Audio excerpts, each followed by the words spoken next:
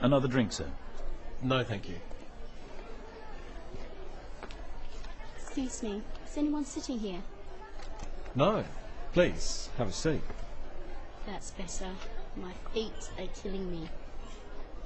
Have you been here long? No, but I just flew in this morning and I haven't had a chance to sit down since then. Oh. Where have you come from? From Manila. Is this your first visit to Australia? No, I have been once before, but it was a long time ago. And have you been to Sydney before? No, it's an amazing city. Yes, it has its points. But you're lucky to live in Manila. It's a fascinating city. What about yourself? Do you live in Sydney? No, I live in Melbourne. I'm just here for the conference. I'm going to Melbourne later. What's the weather like there? Not too good in winter, but at the moment it should be okay. So, how's your hotel? It's good, very convenient. Just near the harbour. Have you seen the Opera House yet? Yes, we flew right over it. Excuse me, there's someone I must talk to. It's been very nice to meet you. I'm Walter, by the way. You too, I'm Sue. Perhaps we'll meet later. I hope so.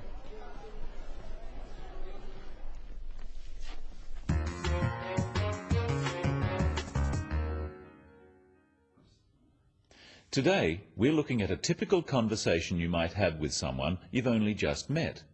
At a conference, for example. What sort of thing can you talk about? And what topics should be avoided? Let's look at how Walter and Sue get acquainted. Sue breaks the ice, or starts the conversation. Excuse me, is anyone sitting here? No. Please, have a seat. That's better. My feet are killing me. We can tell from how Sue speaks to Walter that they haven't met before. She is very polite, and so is he. But then she says something more personal, and this is the icebreaker. That's better. My feet are killing me. Sue is letting Walter know two things. Firstly, that she is tired, and secondly, that she is willing to have a friendly conversation with him. By making a more personal or casual remark, she is inviting him to respond. Have you been here long? No, but I just flew in this morning and I haven't had a chance to sit down since then. Walter asks, "Have you been here long?" To start a conversation like this, it's fairly safe to talk about what people have just done. For this, we use the present perfect, have. Practice with Walter some typical questions like this you could ask. Have you been here long? Have you been to Sydney before? Have you seen the Opera House? Have you tried any restaurants? Questions that start with "have you" are yes-no questions, so they have a rising tone. Have you been here long?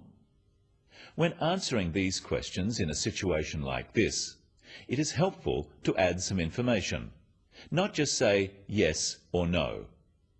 If you just say yes or no, people may think you don't really want to talk. Have you been here long? No. No. Instead, notice how Sue helps the conversation along by giving some extra information. Have you been here long? No, but I just flew in this morning and I haven't had a chance to sit down since then. Oh. Where have you come from? Sue has said that she flew in this morning, so this gives Walter an obvious next question. Where have you come from? This is a different type of question. It's asking for information. Questions beginning with where, when, what, why, who, are all questions asking for information. Notice the difference between where have you come from, meaning where did you fly from, and where are you from, meaning what is your nationality. Notice also the falling tone with these questions. Where have you come from? This makes the question sound friendly. But be careful not to ask too many questions like this altogether. The other person may think You're being too nosy. Where are you from? Manila. What do you do? I'm an accountant. Why are you here? I'm on business. Who are you with? My boss. Excuse me. Where are you going? Of course, some questions like this are all right, but try not to sound too inquisitive, and offer some information or ideas yourself. Is this your first visit to Australia? No, I have been once before, but it was a long time ago. And have you been to Sydney before? No, it's an amazing city.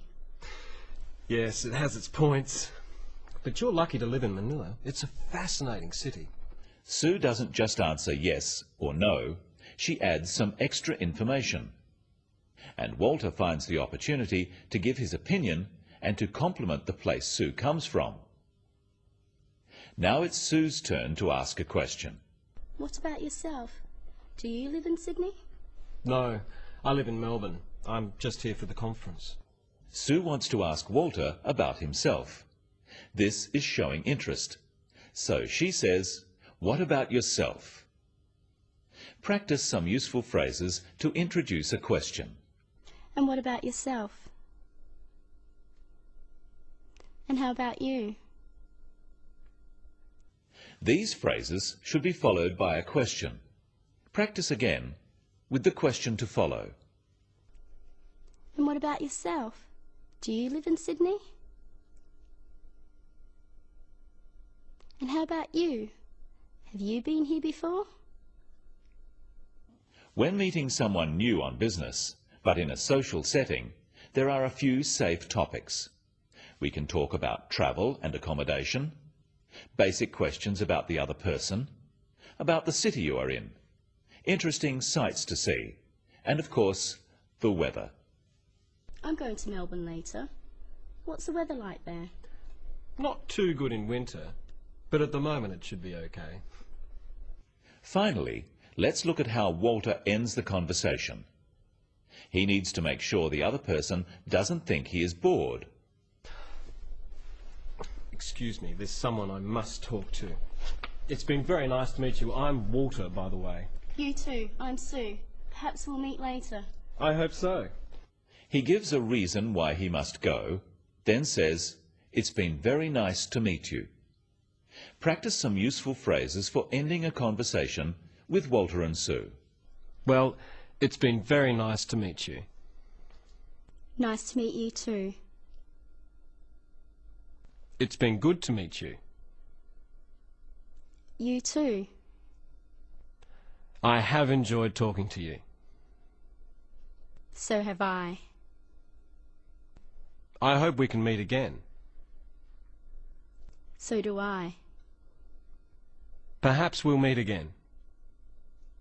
I hope so. In conversation, when asking questions, remember to use a rising tone for yes-no questions, such as those starting with "Do you?" or "Are you?" Questions starting with "Do you?" ask about regular actions and about likes and dislikes or opinions. Do you travel often? Do you like the weather here? Do you think this session will be interesting? Questions starting with "Are you?"